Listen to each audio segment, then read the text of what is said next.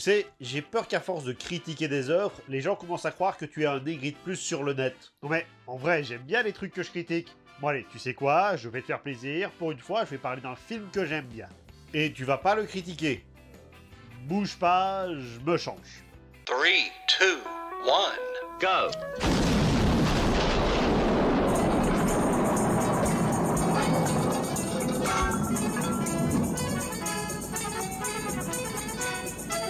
You're only supposed to blow the bloody doors off! On connaît la coutume annuelle de la chaîne, prendre une œuvre et décortiquer pour voir si son lore tient la route. Et sachez que, premier degré, je n'ai pas menti dans l'intro. Roland Emmerich, réalisateur allemand, connu pour faire péter des trucs, faire des films de SF, et faire péter des trucs dans des films de SF, est un réalisateur que j'adore. Je veux dire, le gars a fait Stargate qui a donné naissance à l'une de mes séries préférées. Ça surprend, hein? Et il a réussi à me faire détester un film pour une scène. Réincendier la ville, à vos ordres, colonel. La ville? Brûler l'église. Depuis, je suis incapable de foutre les pieds dans une église. Tu n'as jamais volontairement mis les pieds dans une église. Donc, j'adore Roland Emmerich, mais il faut reconnaître que pour ce qui est de la cohérence scénaristique, on n'est pas vraiment dans le haut de gamme. Rien qu'avec sa filmographie, je pourrais faire au moins une quinzaine d'épisodes. Alors, je vous rassure, ça reste toujours plus cohérent qu'un film de Christopher Nolan. De rien. Et tu vas nous parler duquel? Alors, parmi tous les films, il y en a quand même un qui est le summum du film catastrophe, 2012. Mais avant de partir dans le vif du sujet, et parce que je sais que vous aimez quand je donne du contexte, ça vient d'où le film catastrophe? Le genre, il est aussi vieux que le cinéma lui-même, puisque le premier film pouvant entrer dans cette catégorie est Fire, sorti en 1901, du réalisateur écossais James Williamson. Ce nom ne vous dit sans doute rien, mais sans lui, le cinéma ne serait sans doute pas pareil. Parce que, non content d'avoir inventé le film catastrophe, il sort la même année Au voleur, qui est le premier film de chasse à l'homme. Mais surtout, un an plus tôt, il nous sort Attaque d'une mission en Chine, qui possède, pour la première fois de l'histoire, cet élément devenu si banal au cinéma que personne ne s'est sans doute demandé d'où il venait, à part moi. Le tout premier, Chant contre Chant. Après ça, le genre fait son petit bonhomme de chemin, passant notamment par Déluge en 1933, avec cette magnifique ville de New York qui se fait détruire par un tsunami. Mais le véritable âge d'or des films catastrophes débutera dans les années 70 avec un film, Airport. Vous avez eu la France, je vous avais dit de mettre toute la puissance des réacteurs. Suivront dans la foulée l'aventure du Poséidon, et qu'est-ce que j'aime ce film, puis la Tour Infernale, tous les deux produits par Irwin Allen, surnommé le maître des catastrophes. Parce qu'il fait des films catastrophes, pas parce qu'il fait des catastrophes. Ça c'est François Pignon. Rien à voir. À la boulette. Le genre finira par péricliter lorsque les derniers films feront de faibles scores au box-office. Est-ce qu'une overdose du genre est la raison pour laquelle les films n'ont pas marché? À mon avis, on ferait mieux d'aller voir du côté du scénario. Parce que l'inévitable catastrophe qui nous parle d'abeilles tueuses venues d'Amérique du Nord, ouais, c'est pas la présence de Michael Caine qui va rendre le film exceptionnel. Notez d'ailleurs qu'un autre film qui se plante tout autant à l'époque n'est autre que Le Dernier Secret du Poséidon, où l'on retrouve toujours Michael Caine. À l'époque, il savait choisir ses films. Qu'est-ce qui vous fait rire, docteur? Faites-nous en profiter. On aurait bien besoin de nous activer les zygomatiques. A noter que les deux œuvres sont aussi produites par Irwin, comme quoi il est capable du meilleur comme du pire. Et en apothéose pour enfoncer le dernier clou sur le cercueil, les As décident de réaliser leur Y a-t-il un pilote, considéré comme le vrai dernier film catastrophe de l'époque. Enfin, ça c'était sans compter sur l'arrivée des effets spéciaux, parce que la seconde moitié des années 90 va marquer le retour des films catastrophes à grands coups de CGI. Et là, on n'y est pas allé par quatre chemins. En seulement 3 ans, on a enchaîné Twister, Daylight, Le Pic de Dante, Volcano, Pluie d'Enfer, Deep Impact et Armageddon. Parce que les producteurs hollywoodiens avaient décidé que 1998 serait l'année des météorites. Et à partir de là, le genre va faire son petit bonhomme de chemin en sortant des films périodiquement avec parfois une qualité fort proche du nanar, comme c'est le cas pour Menace Arctique, dans lequel on retrouve Michael Shanks, acteur de SG1, comme ça, la boucle est bouclée. Oui, c'est agréable. Et c'est dans ce contexte que Roland Emmerich nous sort un film qui annonce la fin du monde, 2012, qui sort en 2009. Parce que 2012 est tombé très tôt ce siècle. Le film débute en Inde où l'on suit Adrian Hemsley, un géologue qui retrouve son ami Satman pour avoir plus d'éclaircissements sur certains mystères. Tu faisais des mystères au téléphone. Pourquoi tu n'es pas venu au colloque? J'ai toujours aimé dans les films les gens qui t'appellent pour te dire qu'il y a un problème, mais sans te dire lequel. On est donc parti pour leur bureau situé dans une mine à 3000 mètres de profondeur et dans lesquelles il fait terriblement chaud. Une chaleur qui peut monter jusqu'à 50 degrés. Et aujourd'hui, vous tombez bien, ça peut monter jusqu'à 50 degrés, mon ami. Le mystère en question, c'est que les neutrinos entraînent une réaction physique. Voilà, si vous savez pas ce que c'est qu'un neutrino, c'est de la physique quantique. Et vu que j'ai pas envie de vous perdre avec du jargon scientifique, et qu'en plus tu sais pas exactement ce que c'est, je vais me contenter de ce qu'ils en font dans le film, à savoir un prétexte scénaristique pour nous faire croire que c'est très grave. La preuve, dans la pièce, il y a le professeur Lokesh, qui est un expert en physique quantique. C'est dire si c'est grave. D'ailleurs, dans une citerne à côté, on se rend compte que l'eau bout. Alors, ça fait longtemps que j'ai plus fait de physique, donc mes souvenirs sont peut-être un peu flous. Par contre, il m'arrive de cuire des pâtes. Et l'eau qui bout, c'est 100 degrés, pas 50. Ça peut monter jusqu'à 50 degrés, mon ami. Et donc, face à cette énorme menace, Adrian décide de retourner à Washington pour prévenir Karl Annhauser, chef du cabinet présidentiel. Parce que visiblement, en 2009, on n'avait pas encore inventé les mails ou le téléphone. C'était plus rapide de se taper un trajet de 20 heures. De toute façon, il n'y a pas le feu au lac, puisqu'on se retrouve l'année suivante au sommet du G8, où le président Thomas Wilson souhaite s'entretenir avec ses homologues en renvoyant leurs interprètes. Comme ça, ils ne vont pas comprendre la menace mondiale qui leur pend au nez et qu'ils leur cachent depuis 6 mois. D'ailleurs, on en parle du fait qu'en 6 mois, personne d'autre n'a réussi à découvrir les neutrinos à part un professeur indien. Après de brèves explications, le plan pour sauver le monde se met en place, délocaliser les Tibétains, demander 1 milliard d'euros à des riches et piquer la Joconde. Alors, il y a peut-être des éléments qui me manquent pour mieux interpréter leurs actions, mais ça ressemble quand même vachement à ça. Ah, et ils tuent des gens aussi. La preuve.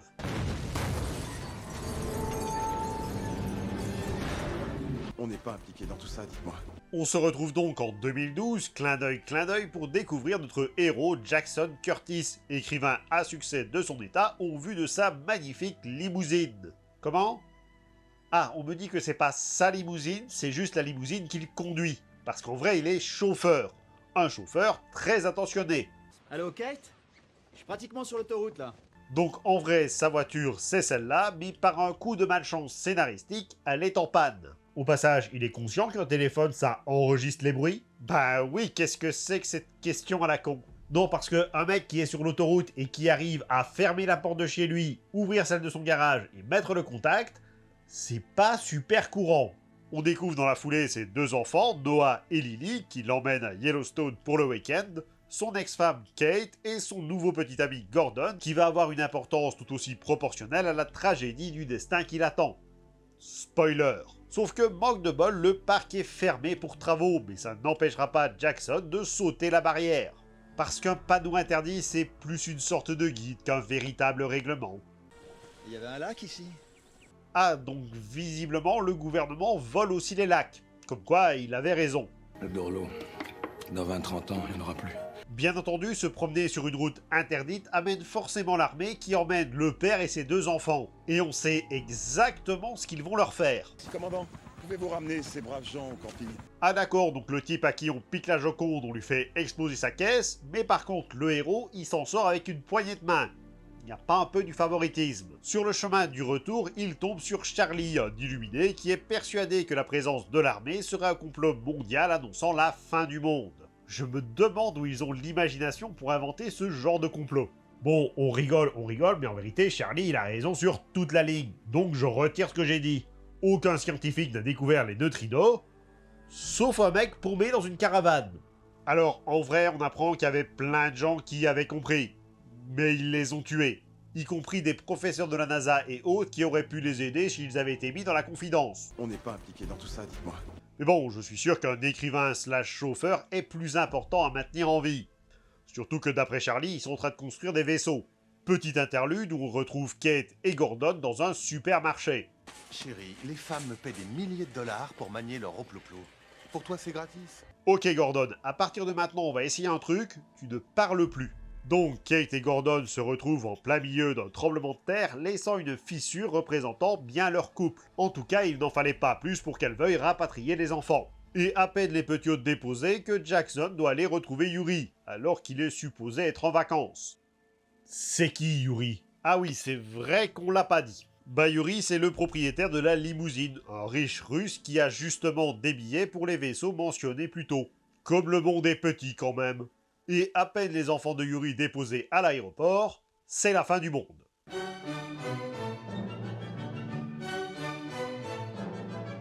Il me semble bien que le pire est derrière nous. Ils ont un sens du timing dans ce film, c'est incroyable. Heureusement, Jackson est revenu, embarque tout le monde dans la limousine car c'est clairement le meilleur véhicule durant une apocalypse, et repart tellement rapidement qu'il détruit la portière arrière et la voiture de Gordon. Bien fait pour lui. C'est donc la fuite en direction de l'aéroport où il a réservé un avion. Ok, je vais pas faire de commentaires, on est dans un film catastrophe, faut bien des scènes un peu exceptionnelles. Bon, je vais lui en laisser 9.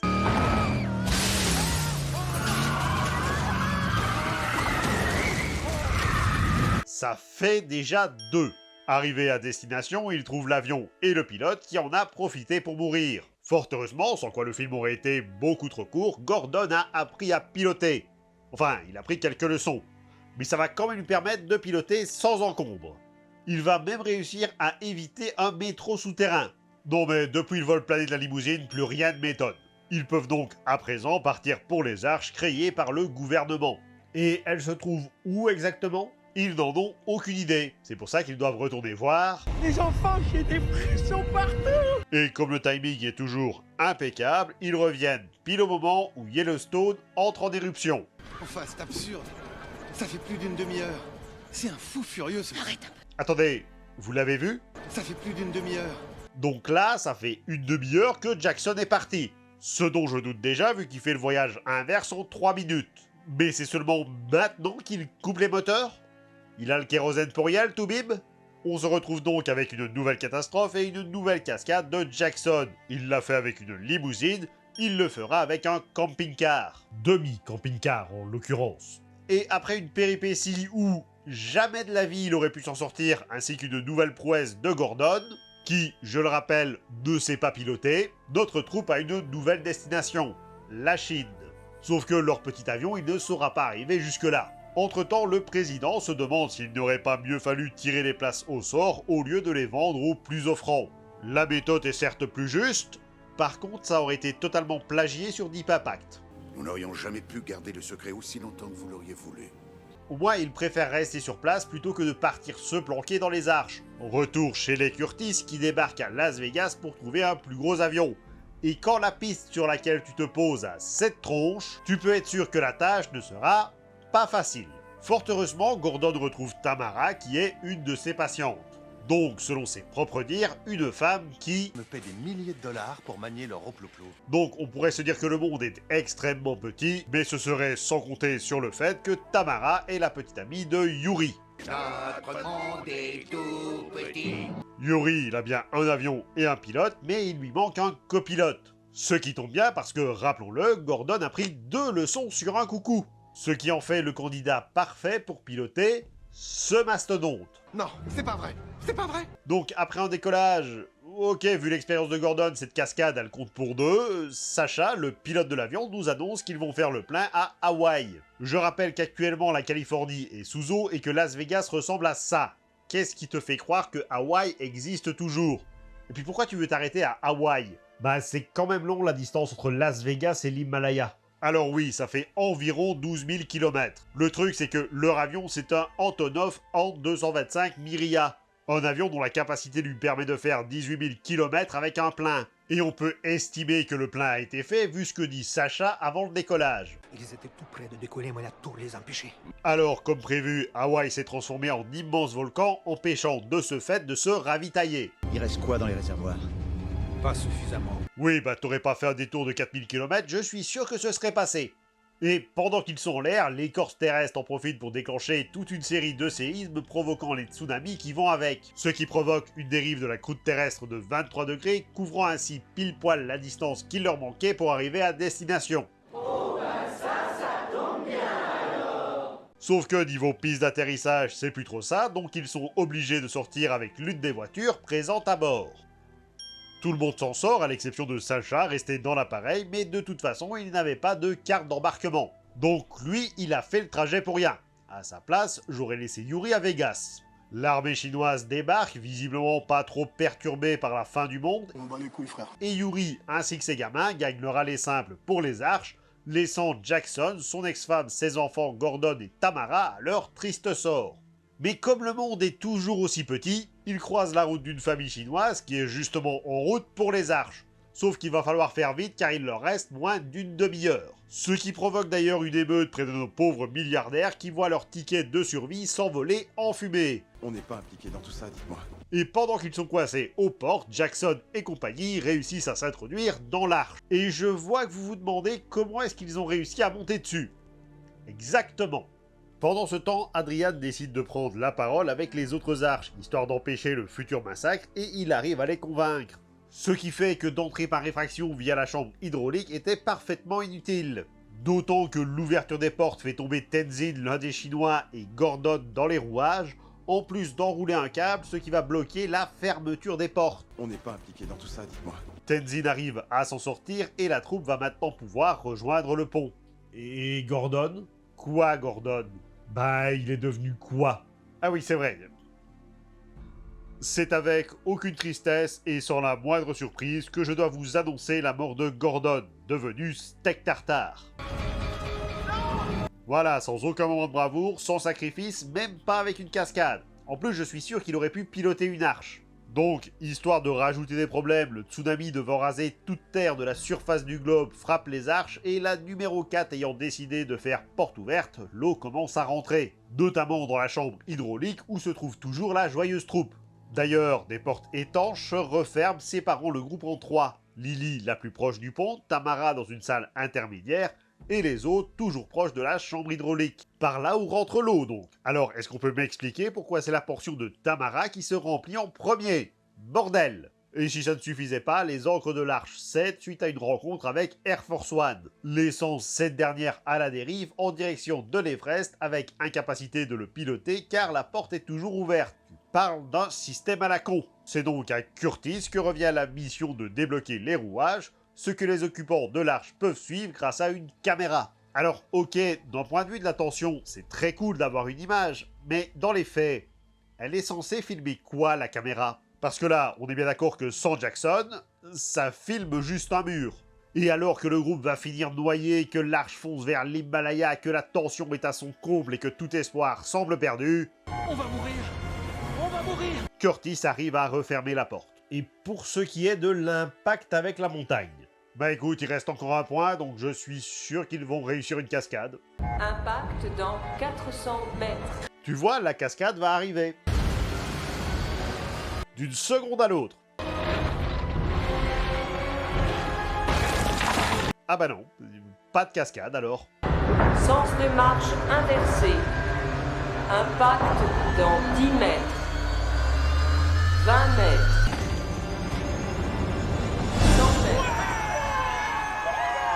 150 mètres. Je vous demande pardon, ça fonctionne comment les distances chez vous? Parce que là, on est passé de 10 à 20, à 100, à 150. Ce qui veut dire que déjà, votre arche, elle accélère vachement vite, mais elle décélère juste après. On n'est pas impliqué dans tout ça, dites-moi. Bon allez, on va compter ça comme une cascade, ça va mettre un compteur à 0, ça finira bien la vidéo. Ah bon, tu termines pas le film? Attends, il reste quoi? 10 minutes, doit plus y avoir trop de conneries. Regarde, après un court moment de tension auquel personne n'a cru, Jackson est vivant et... Ok, je te l'accorde, il restait bien une connerie. Parce que là, tout le monde saute de joie au fait qu'il est vivant, alors que c'est un passager clandestin, et que c'est par sa faute s'ils ont été à deux doigts de faire un bisou à la montagne. Bref, tout est bien qui finit bien, et après un mois, nous apprenons que l'Afrique, devenue le nouveau toit du monde, peut à présent devenir une terre d'accueil pour les survivants, qui peuvent admirer ce magnifique paysage, alors que des hélicoptères volent au-dessus des arches. C'est magnifique, même s'il n'y a pas d'héliport sur les arches. Donc je sais pas d'où ils sortent. On n'est pas impliqué dans tout ça, dites-moi. Je vous remercie d'avoir regardé cette vidéo et j'espère qu'elle vous a plu. N'hésitez pas à commenter, liker, partager, à vous abonner pour ne manquer aucune des prochaines vidéos. Vous pouvez également me suivre sur les réseaux sociaux. Moi je vous dis à très vite. C'était le Grim Squeaker pour vous servir.